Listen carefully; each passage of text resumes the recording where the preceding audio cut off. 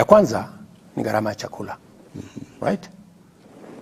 Na nikisema uchumi iko na uchumi ya tumbo.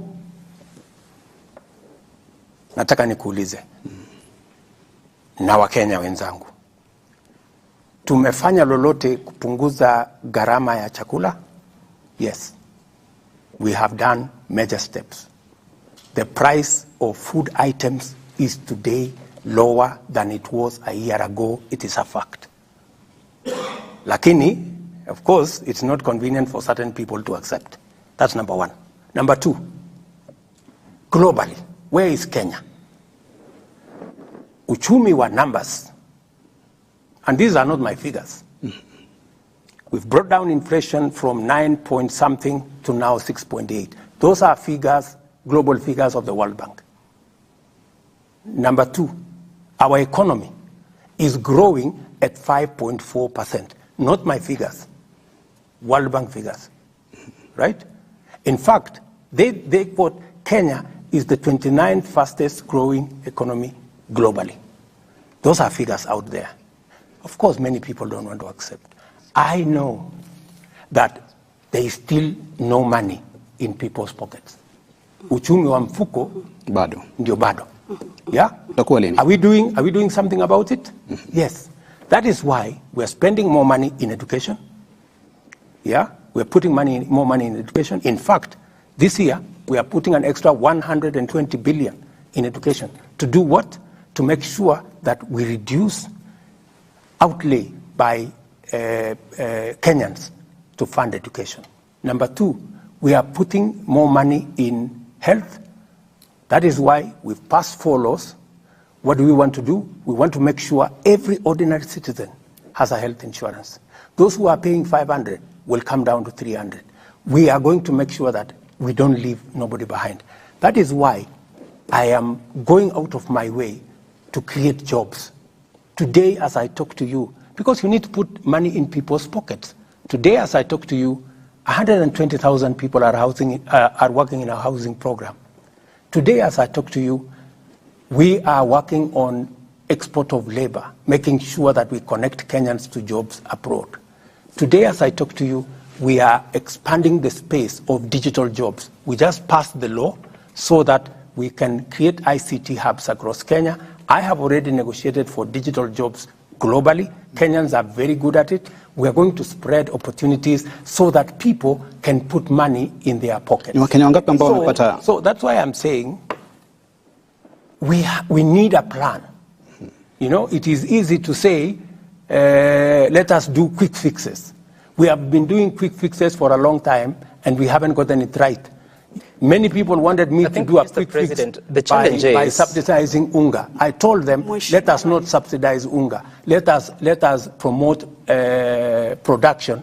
We will eventually get the right results better. Mheshimiwa Rais, awali kulikuwa na mazingira mazuri pengine ya kufanyia biashara.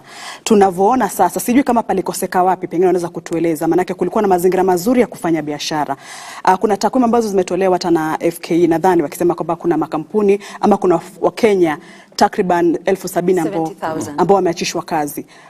Katika serikali yako mheshimiwa, palikoseka nini haswa pale mpaka mazingira ya kufanya kazi yakawa magumu kiasi cha kwamba 84% ya Wakenya wanasema kwamba maisha ni magumu, na hizi ni takwimu ambazo ziko zaidi ya 50 kwa mara ya kwanza katika Mkenya kusema kwamba maisha ni magumu na pesa haionekani. Na tukisalia hapo Mr. President, because it's just based on what she said, are you aware that 87% of Kenyans, your people, Mr. President, that is 9 out of 10, have opted to reduce on personal expenditure because of the current economy?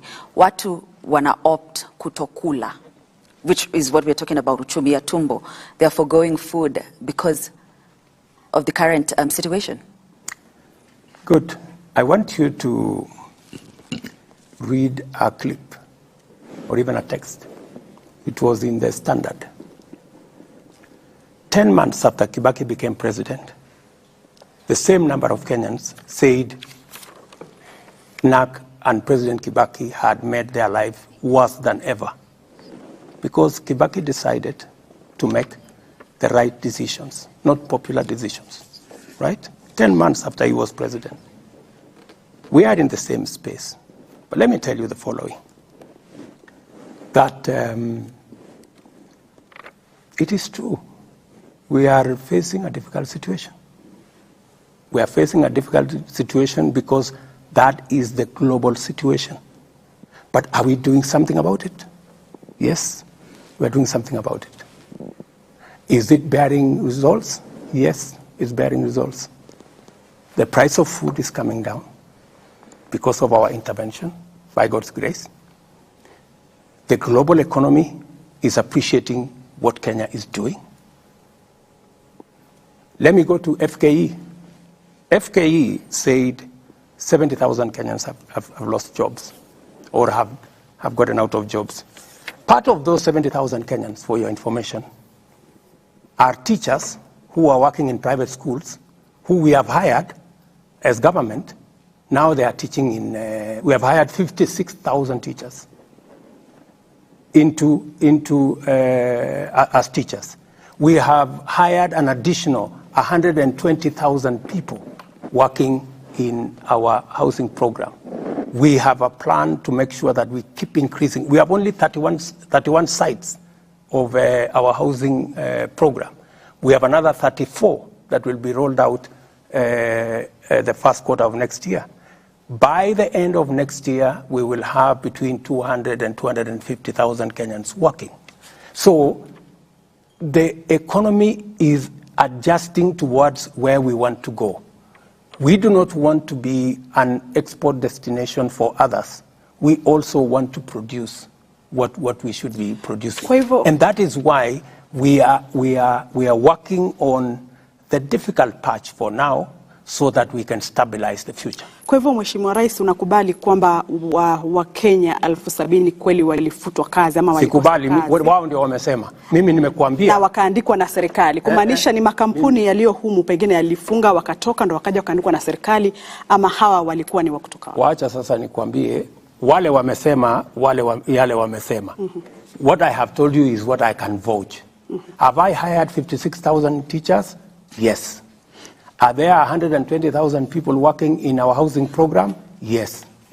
So as to what on FKE side, you need to verify the figures. Mr. President, Sam, just 1 second. You have talked about pain, and that Kenyans need to, appreciate the pain and the process, like President Kibaki did. And State House and where you sit, you set the tone for whatever government agencies and officers below you do. That's correct. And you are asking Kenyans to be patient.